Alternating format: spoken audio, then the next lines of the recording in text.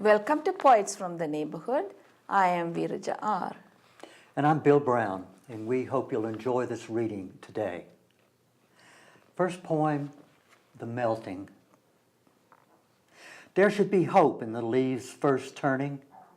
Summer green fringed gold and crimson, webbed hands reaching out against the curtain's blue. Winter and what it takes from the heart is almost worth it. Year by blessed year, in the shortened days, something is stolen that cannot be reclaimed. A swelling in the chest when night comes soon. A certain age, a man takes a season's beginnings, the small beauties, frozen rings on creek rocks, the first skein of ice in the horse trough. He holds it to the morning sun, and it burns his palms as it drips through his fingers. Each year, he grips it tighter to see his face melt in the fire.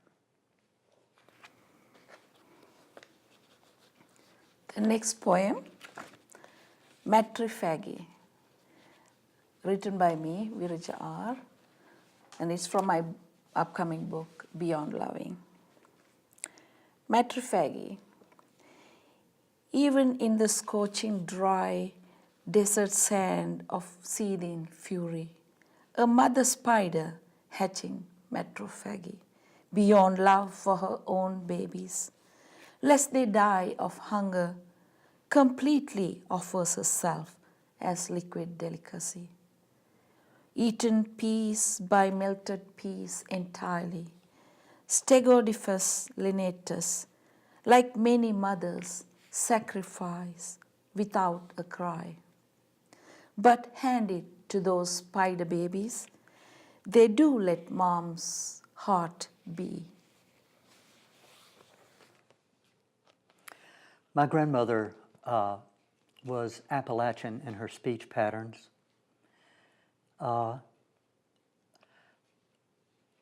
In Middle English, the word hope and help were often interchanged.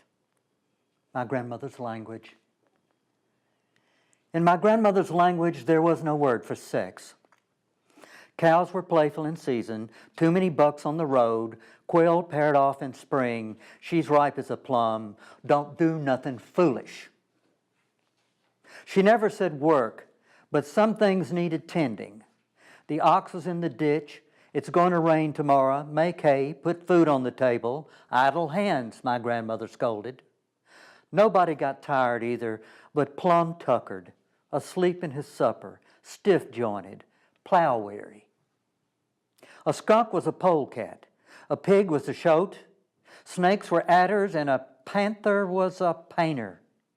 No one ever heard of a metal detector with some middle-aged retiree searching beneath local baseball bleachers for pocket change, but there was real buried treasure of gold on the Johnson Hill and family silver in McDonald's orchard and soil, if treated right, rich enough to yield. There was no voodoo, but haints were bad spirits, and good ghosts hovered over the primitive Baptist cemetery, billowing lights with their omens. And in the undertow of sleep, fingers were lost breaking sod, skulls cracked by stubborn mules, hands crushed by the crank of chains, arms numbed by the sawmill, and children drowned, snake-bit, or lured into dark hollow alone. In my grandmother's language, there was no word for handout, but people practiced common decency. Neighbors were welcome to share a table, no matter how sparse the larder. Guests ate first, and during hard luck, community stock shared community feed. The words help and hope were the same. Can I hope you? My grandmother asked of friends and strangers alike.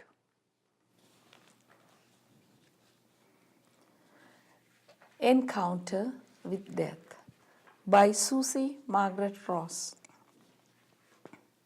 My mother visits. She comes just before midnight. She says, "It's time now. You must come with me." In anticipation, I get my wool coat. You knew this would be, she says as she laughs at me. I can't stop crying. The Body Washer, Iraq, 2006, after hearing an interview on NPR. The body washer remembers her first corpse, an old man burned beyond hope. How could she clean such a one, lay the white cloth over genitals and scrub the scorched flesh? The body washer's children would starve, so she mumbled through the chosen Quranic verses and knew that night would hold visions of the dead. Her calling came when a young mother and her infant were fused together in a car fire. The body washer got permission to clean them as one. Since the American invasion, work had become steady, too many bodies to wash, despite the gifts from their families. She teaches her daughters the proper way to clean the dead. There is little work for poor girls. She would not have them turn to prostitution. You must believe in a strong hereafter.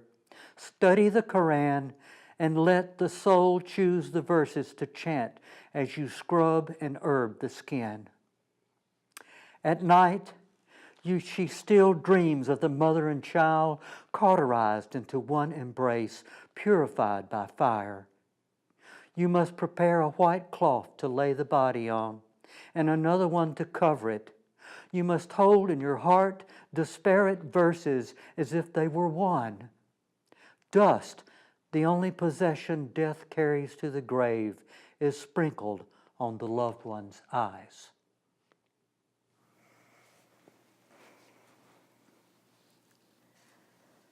Soluto, Phoenician Ruins by S.R. Lee.